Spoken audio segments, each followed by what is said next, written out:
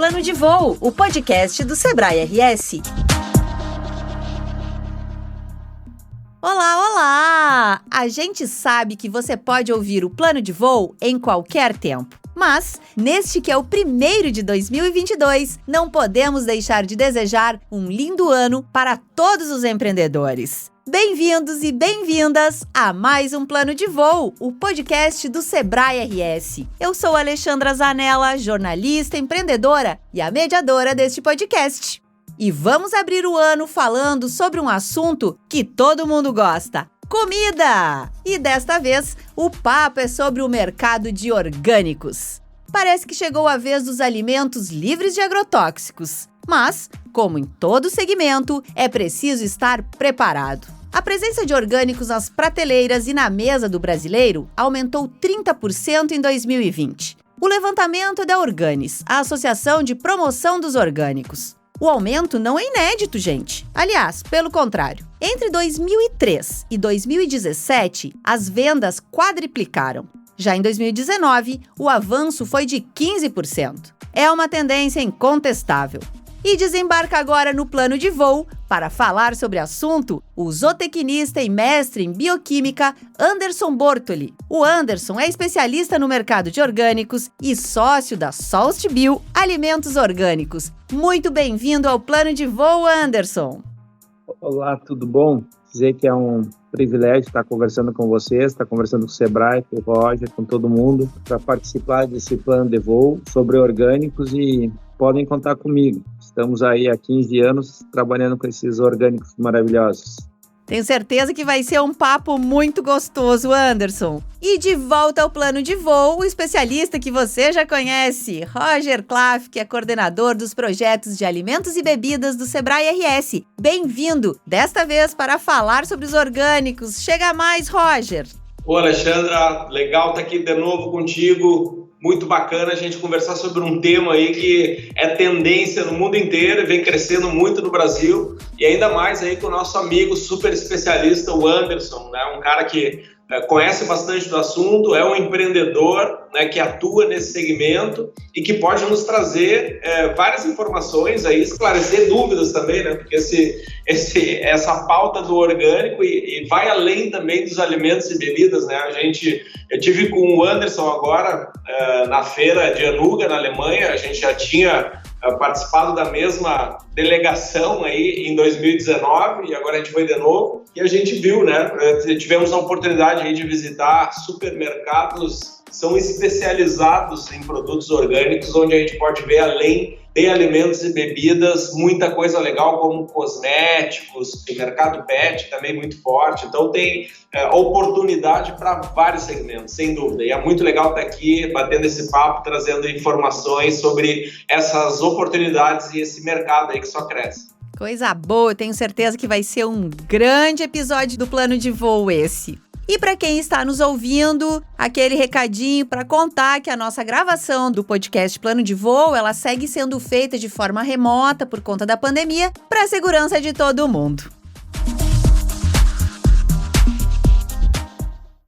Diante dos números que eu falei agora há pouco, é impossível discordar que estamos diante de uma boa oportunidade para se empreender. Mas, se a oportunidade está posta, os desafios, eles vêm junto, isso a gente sabe. Onde estão esses desafios principais quando falamos de orgânico? Está na logística, no custo de produção, no marketing? E é sobre isso que eu quero abrir a nossa conversa hoje e ouvir o Anderson, que tem toda essa experiência, e também, obviamente, você, né, Roger, que está muito próximo desse tema. E aí, Anderson, onde estão os principais desafios?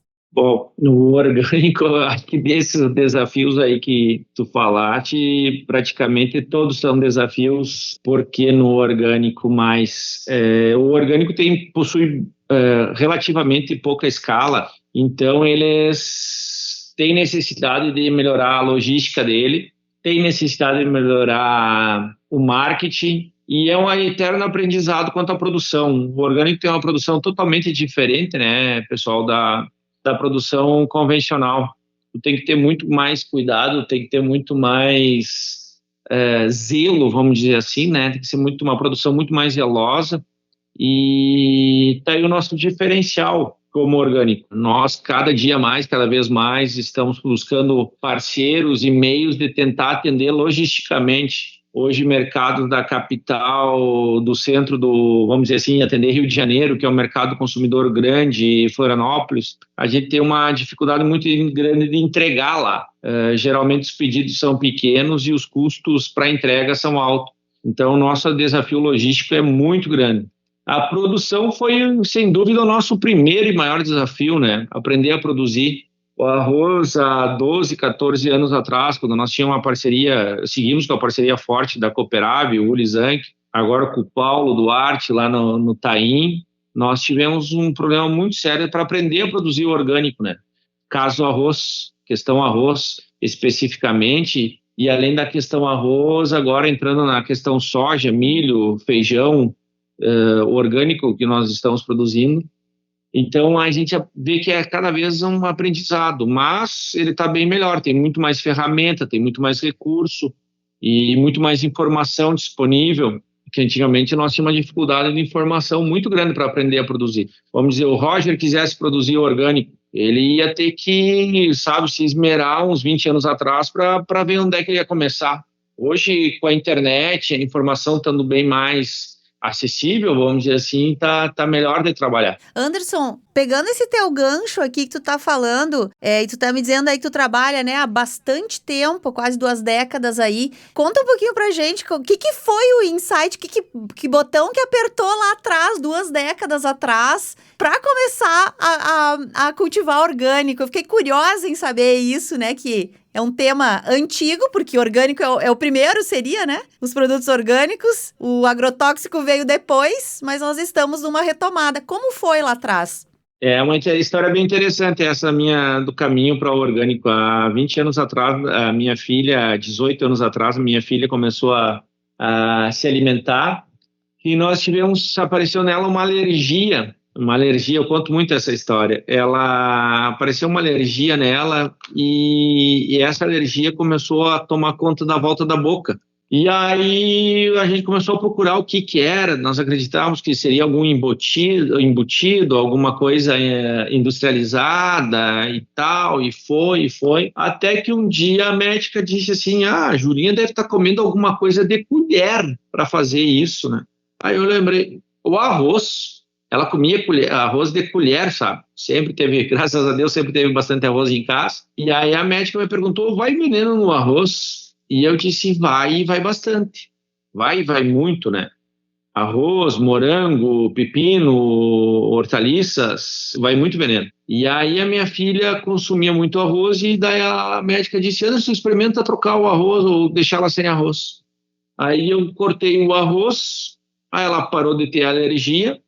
E aí eu experimentei o arroz orgânico. Na época era de um meu amigo finado, Rogério Topanotti, e daí o Rogério me consegui ali em Timbé, consegui um arroz orgânico lá com ele, e aí Timbé do Sul, no sul de Santa Catarina, ele era da Ipagre, ali que começou a minha história.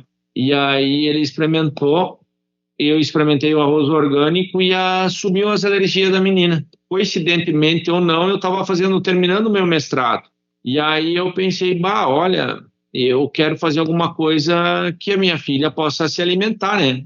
Porque eu também, isso era uma coisa que já me chamava muito a atenção. Eu morava ali perto de Santa Maria, tem uma região que planta muita batata inglesa.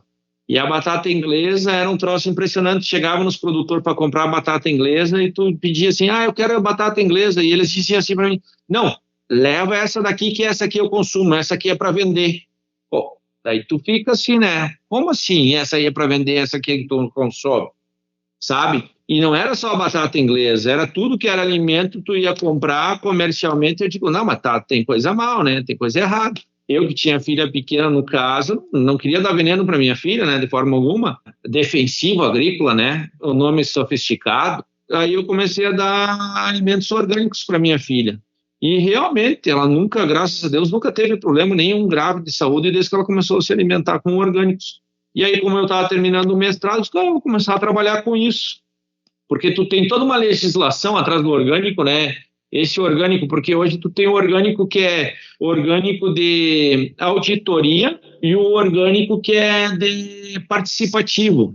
O participativo é uma ferramenta que serviu para pequenos produtores atender o mercado local, assim, tipo como é que eu vou dizer, uma feira local, um negócio local que dá uma certa credibilidade, aliás, dá uma credibilidade, né? Que é o caso, assim, que em Porto Alegre nós temos a Rama,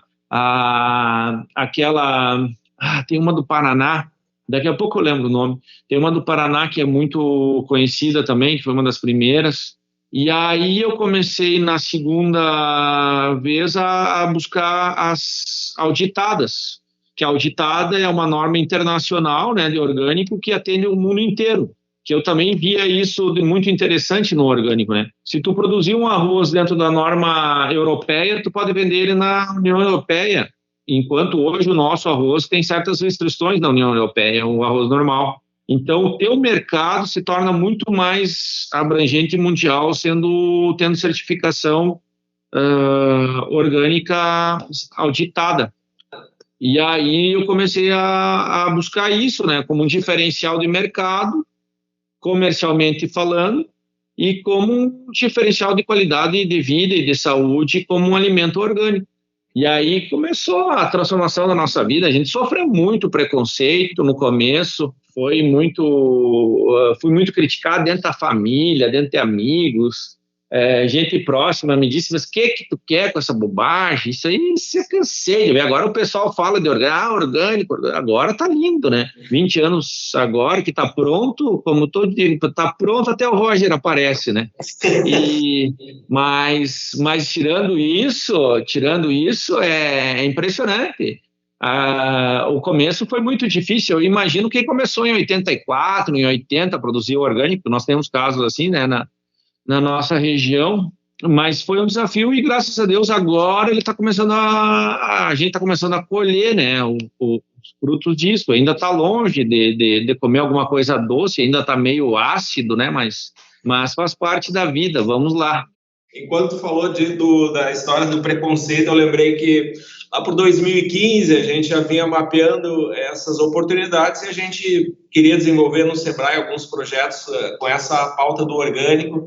Eu lembro de ter ido apresentar algumas sugestões, enfim, de projetos para o ano de 2016, e entre eles estava a sugestão de orgânicos, e me lembro de ter ouvido de uma das pessoas que estava lá que, você tem certeza disso, está apresentando? Isso aí não é negócio de hippie, não é negócio desse pessoal bicho grilo, foi isso em 2015, né? Eu imagino que tu ouviu antes, né, em função disso, né? Mas eu acho que é interessante a gente destacar, né, como as coisas mudaram, como esse mercado cresceu, e como Sim. As oportunidades surgiram, mas tu é um cara aí visionário, pioneiro, junto com muitos outros aí do nosso estado, que é pioneiro também, né, nessa conversa aí dos alimentos orgânicos, e parabéns aí pela coragem por dar essa virada e tá cada vez mais forte aí no mercado.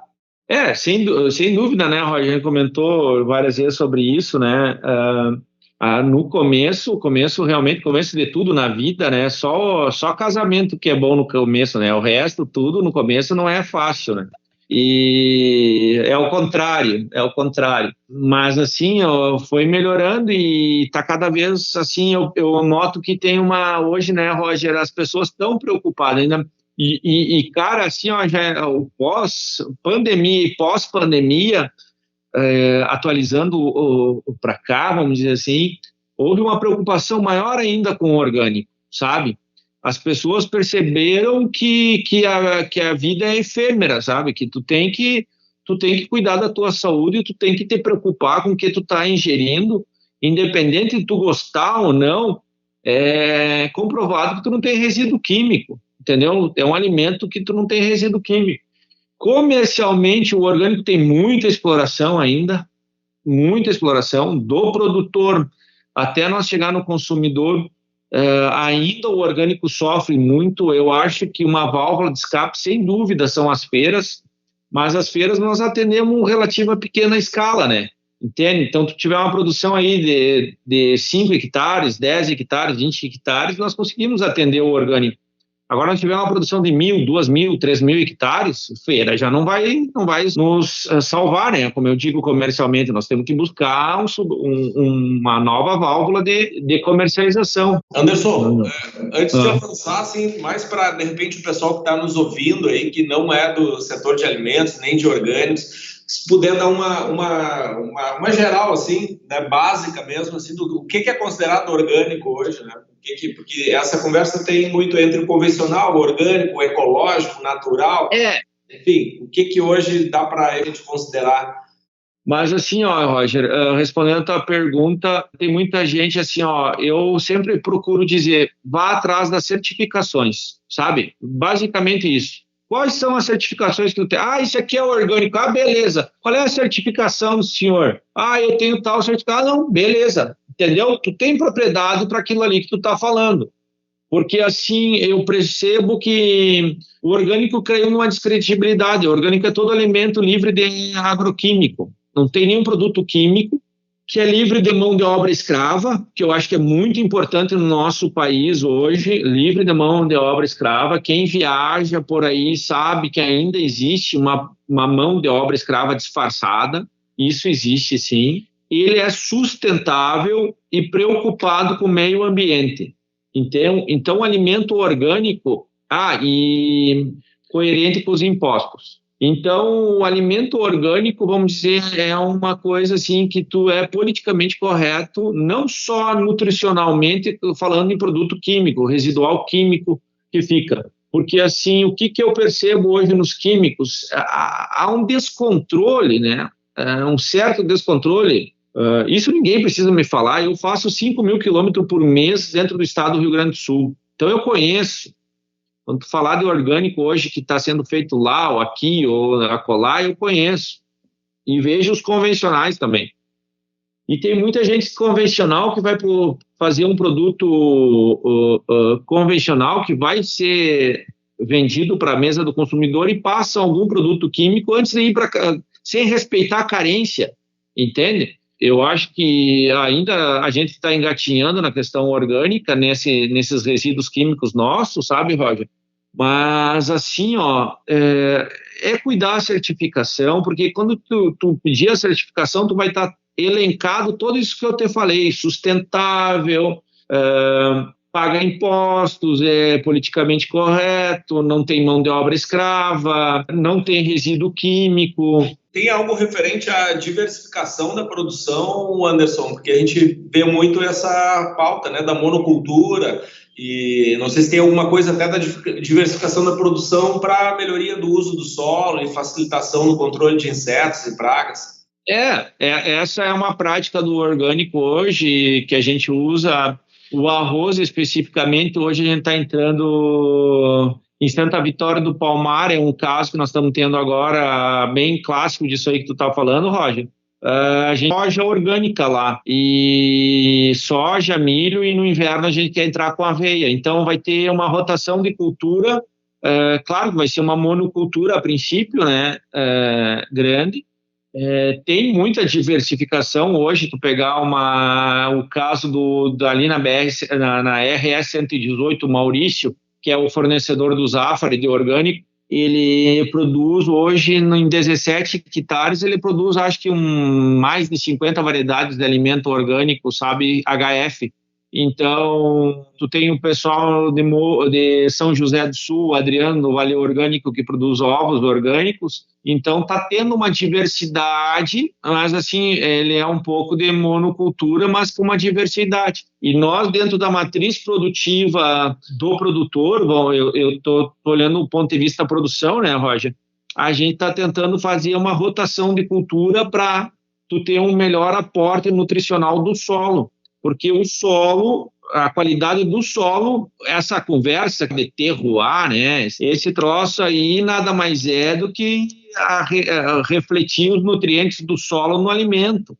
Então, se tu conseguir dar um pó de rocha, um calcário, uma adubação legal, um manejo com plantas, vamos dizer assim, leguminosas para plantar gramíneas, tu vai estar, claro, não vai ser um terroir específico, porque o terroir, além do solo, envolve clima e altitude, né, e mais outras características climáticas, mas tu vai estar tendo uma melhor qualidade do teu alimento. Então, assim, é o caso, vamos dizer, arroz, que é um negócio que eu conheço mais ou menos. O arroz hoje de São Borja, Uruguaiana, é diferente do arroz de Capivari, Mostardas, Palmares, entende? Porque cada um tem o seu terroir, vamos dizer assim, né? Sofisticadamente falando, seria assim.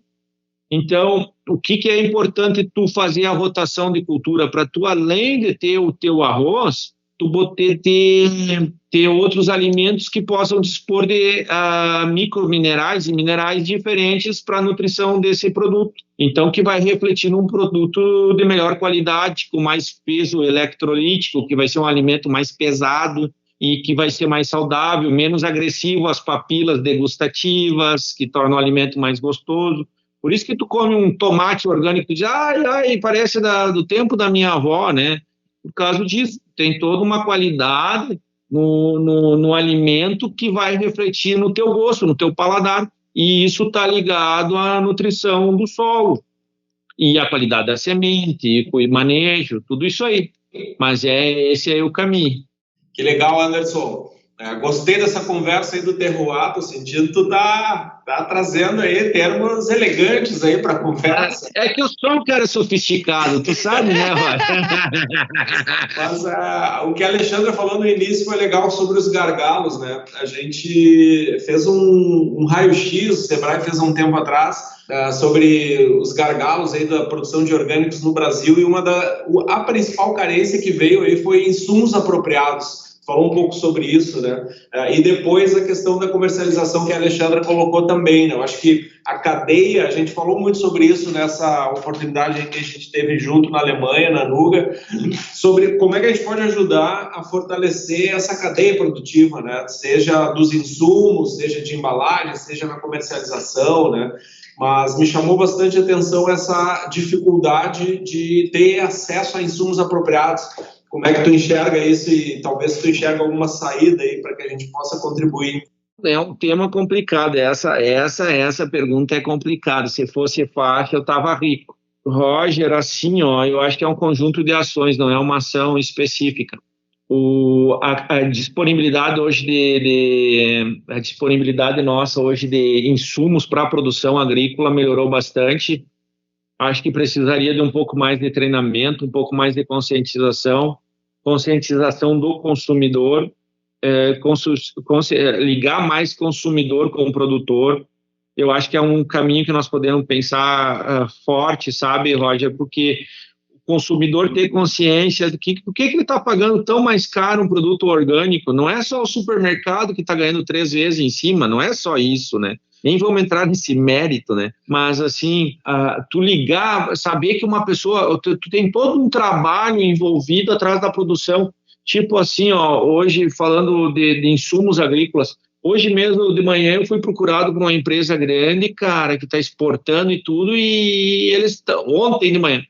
E eles estão com um problema sério para nós ter controle de invasoras erva daninha. O que hoje é feito nas culturas de seco, que eu chamo de verão, cultivo de verão, milho, feijão, soja, tirando o arroz, que é por inundação, o controle das invasoras, cara, é enxada, galo. É capinar, enxada rotativa, enxada antiga, aquela que vai em cima do trator, que pega umas 4, 5 linhas, 8 linhas, sabe? É muito manual, é um trabalho muito, muito, muito manual. Tu tem todo um cuidado manual. É uma cultura que tu tem que estar em cima, porque, tipo, a convencional, tu olhou, passa veneno. Passa fungicida, passa veneno e tal. É bem menos, vamos dizer, tu vai numa agropecuária na esquina, tu tem a solução. O orgânico já não, tu tem que te antecipar muito mais. Isso tudo gera um custo, entende? De produção, um envolvimento. E eu acho que esse esclarecimento, essa história tem que ser contada. Aqui em Viamão, uma história que eu gosto de contar muito é a história aqui de Viamão, esse assentamento Filhos de Cepé ali da Cooperave. Cara, eles têm uma água procedente ali eles têm 550 hectares de área inundada, de uma barragem. Essa barragem é proveniente de 1.250 hectares de reserva ambiental, Banhado dos Pachecos, sabe? E isso aí é uma coisa assim, cara, que tu tem uma espécie ali, que é o caso de muita gente, tu tem espécies de pássaros, tu tem espécies de bichos, vamos dizer assim, de animais, de fauna silvestre, que tu não tem em outros locais. Entende? E isso, cara, está embutido no preço do orgânico. Só que eu acho que no orgânico isso não está bem claro para o consumidor. Eu acho que nós que eu digo, Sebrae junto, Roger, essa consciência de consumidor e de produtor, esse link tem que ser mais... Acho que essas iniciativas de podcast, não só para produtor, mas para consumidor também. Eu sou um cara que sou muito ligado à produção, eu tenho uma área pequena de produção, mas eu sou muito mais ligado comercialmente, né? Logisticamente, a gente está trabalhando forte nisso também, viu, Rocha? A gente está trabalhando muito forte nisso. Que legal, a gente, como o Sebrae, a gente tem uma discussão grande aí, né? A gente é muito procurado para estimular cada vez mais selos, certificações, né? Algumas coisas como a IG, como a IP, como os orgânicos, né? E às vezes a gente vê que os que já possuem têm esse gargalo de mostrar o valor dessa certificação, de fazer o consumidor entender o que é uma identificação geográfica, uma identificação de procedência, o que é um selo do orgânico, esse trabalho que está atrás, né? Diferente de mercados mais evoluídos, né? Alexandre, para ter uma ideia, a gente tive a oportunidade de estar esses dias na Alemanha com o Anderson e a gente andou muito na feira, ele e o Ricardo Giro, da família Rattori, que também trabalha com orgânicos ali em Viamão. Tem um produto fantástico, o shoyu é o principal. Eu consumo bastante deles. Andam bastante lá em casa esses produtos aí. Muito legal. Então a gente andava esse trio aí direto, fora os outros, a turma da viagem, mas a gente andou muito pela feira e a gente conversava nos estandes com o pessoal e quando me chamou muito a atenção, né? Quando a gente falava que era do Brasil, dos orgânicos, tinha o arroz, enfim, outros produtos, o pessoal se interessava, né, e queria conversar, queria o cartão do Anderson, queria saber como é que funcionava e já queria fechar negócio. E com o Ricardo também, que não tem essa capacidade de escala, né, ele inclusive não consegue nem atender o mercado interno, né, por ser algo extremamente artesanal, né, ser um produto, além de ser orgânico, artesanal, ele tem um altíssimo valor agregado, né, não conseguiria atender o mercado, o pessoal já ficava de olho e queria o shoyu do Ricardo do Giro também, né? Então isso me chamou a atenção, né? Que como tem demanda para esse tipo de produto em mercados mais maduros e como a gente tem um caminho a percorrer aqui dentro do Brasil para fazer esclarecer para o consumidor, né? Por isso que eu te provoquei, Simão, o que é orgânico afinal para todo mundo que está ouvindo, para a gente começar essa conversa. A soja hoje está com uma escala muito grande. Hoje a soja claro, perto do convencional mas perto de outros orgânicos, hoje a soja está sendo disparado e tendo uma procura muito grande também por aveia, Roger. Voltando ali que nós falamos, te lembra, cara, que nós falamos, a gente percebeu isso, um selo que eu ia te falar, que agora é a nossa meta aí para esse ano, é o Fair Trade. Te lembra que teve alguns compradores, possíveis compradores, e eu percebi que o Fair Trade é um diferencial que hoje nós temos que pensar. O que é o Fair Trade? Hoje é um selo de comércio justo. Nada mais que, vamos dizer, entre nós, uma planilha aberta. O produtor vai saber a quanto a indústria está vendendo o arroz, vamos dizer arroz, né? Mas isso serve para milho, para feijão, e eles sabem, nós temos um trabalho de tanto, tem uma remuneração de tanto para o produtor, processamento tanto, e tanto de embalagem, tanto de logística, e que isso vai refletir que o preço vai chegar a tanto. Hoje ainda, por incrível que pareça, eu acho que ainda, não sei se ganha ou não, por causa da escala, mas a margem que eu percebo, ainda quem dobra ou triplica o preço de um orgânico é geralmente o varejo. Grandes varejos, não pequenos varejos. O pequeno varejo coloca uma margem de 30%, 40% para sobreviver, mas grandes varejos colocam 50%, 60%, 100%, 150%. Em cima, então isso também é uma coisa, graças a Deus, a banana, eu uso esse exemplo da banana do Zafari, né? Eu não ganho nada para isso, mas eu faço propaganda para eles.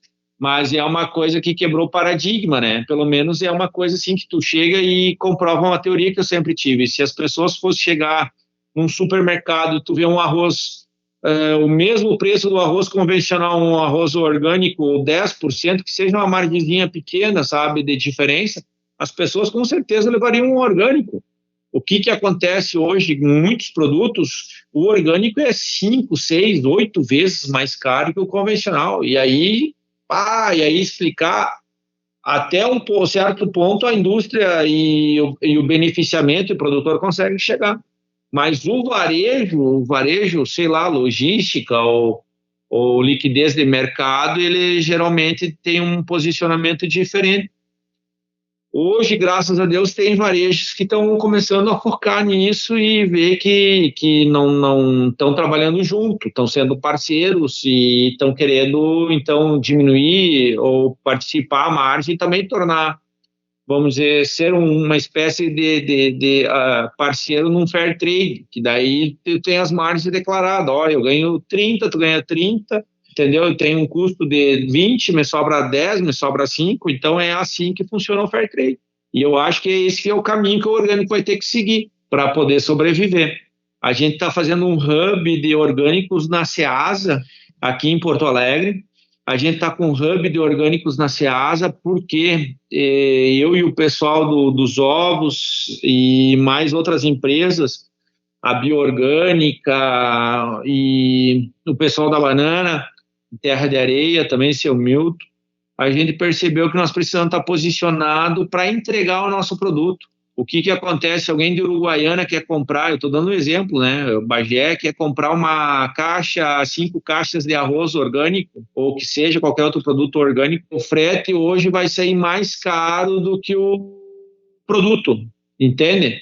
O produto vai custar R$100, R$200 e o frete vai dar R$300, R$400, entende?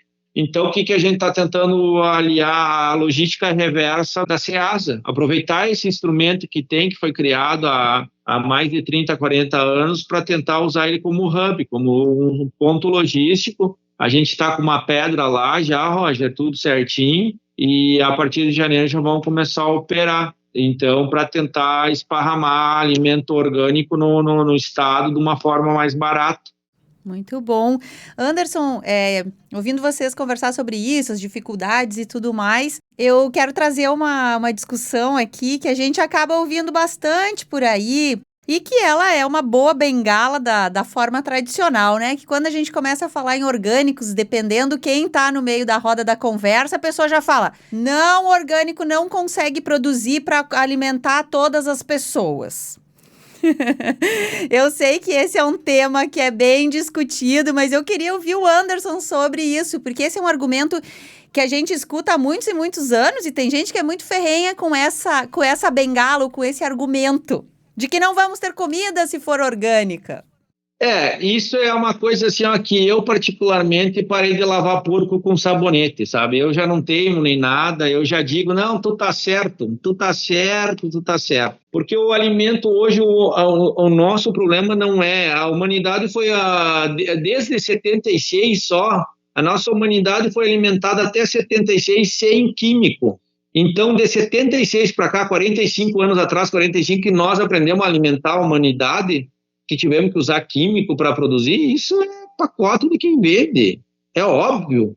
E os caras de viseira não querem aceitar. Se a pessoa acha que não tem como produzir alimento para todo mundo sem ser orgânico, para mim, está enganada. Tem como produzir, sim.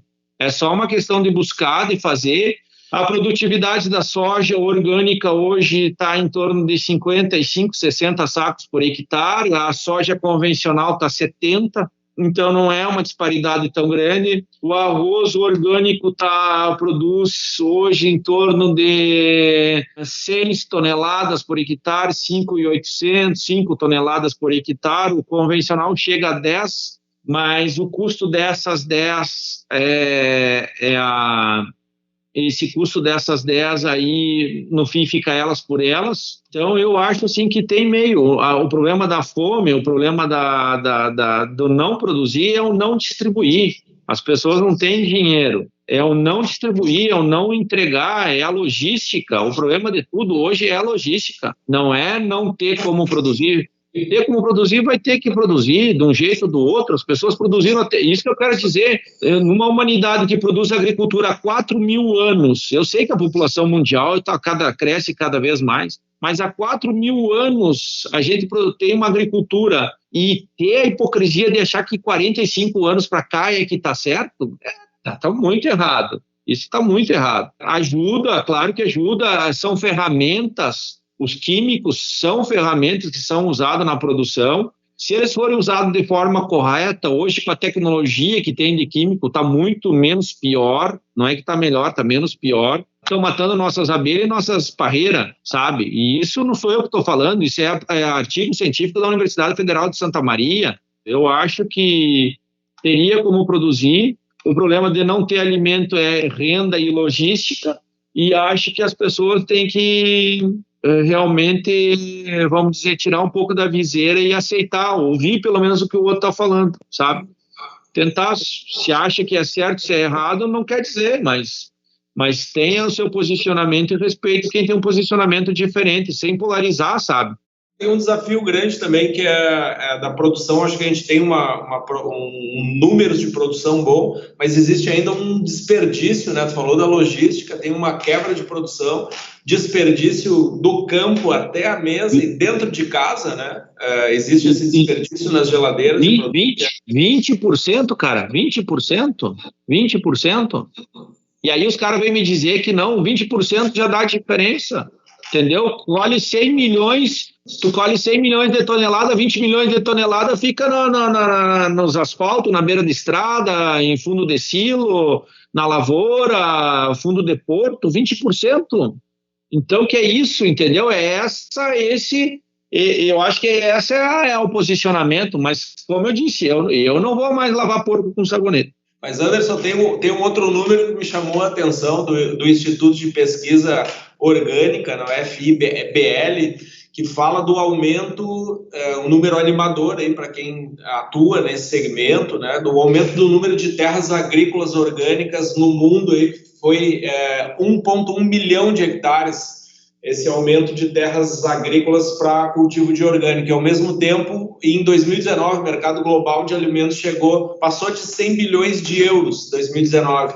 E aí tem os mercados aí mais maduros, como os Estados Unidos, a Alemanha, que a gente teve lá e teve essa oportunidade de ver na prática, né, esses supermercados, os produtos, né, que estão na moda, né, tudo que é produto inovador, ele é relacionado à saudabilidade, ele não tem conservante artificial, ele é muito gostoso, né, a gente teve a oportunidade de provar lá muita coisa também, e ele é orgânico, né, como regra. Então as tendências mostram isso, né, a gente viu muito, e inclusive na outra edição que a gente teve lá, a gente teve a oportunidade de visitar, como na Alemanha isso é forte, né, de visitar uma padaria que é dos anos 70, né, onde o pessoal foi uma das primeiras padarias orgânicas que segue lá até hoje, que iniciou esse trabalho lá nos anos 70. Né? Então isso é bem animador e mostra, né, eu acho que tem espaço para todo tipo de cultura, como tu falou, para as pessoas pensarem diferente, né, mas a gente traz aqui como uma grande oportunidade para o futuro. Né? Me chamou a atenção o crescimento, comparando 2019 com 2021, na feira, o espaço de orgânicos, a conversa sobre orgânicos e principalmente na rua, nos supermercados, né, o que a gente via antes, pequenas lojinhas, o mercado com esse crescimento e o interesse principalmente desses compradores nessa conversa, né, quando a gente circulava nos estandes. O mercado, né, Roger, vamos dizer, ele cresce em torno de 15% a 20% orgânico, está com a demanda reprimida, então ele tem mais consumo do que oferta, ele ainda está invertido, por isso que eu acho que cresce tanto a área. O custo de produção ele é praticamente o mesmo do outro, vamos dizer, porque o que tu produz, tu vai ter mais ou menos o custo menor, mas tu vai produzir menos, enquanto o outro tu vai produzir mais, mas tem um custo maior. Então, eu acho que por isso que está aumentando muito a área. Nós, no estado, também estamos aumentando a área de plantio de grãos orgânicos. A gente está observando uma procura muito grande de orgânico para alimentação animal, me surpreendeu isso. está tendo muita procura por alimentação saudável nos animais. Então, esse frango mesmo orgânico que a gente está encontrando aí no supermercado, esse frango aí precisa de muito milho, muita soja, né, orgânica. Então, está tendo um aumento na produção dele graças a isso aí. E eu acho que vai aumentar mais ainda, sabe? Eu estou falando 2 grãos, assim, mas HF eu tenho percebido que está hortifruti, né? Horta está aumentando muito. Com a pandemia também teve esse lado positivo, que aumentou muito esse pessoal de entregas em casas, né, de cesta, daí também torna uma relação e uma proximidade consumidor-produtor, que é muito positivo, né? E com certeza eu percebo, cara, que a produção no estado também de uma forma positiva está aumentando.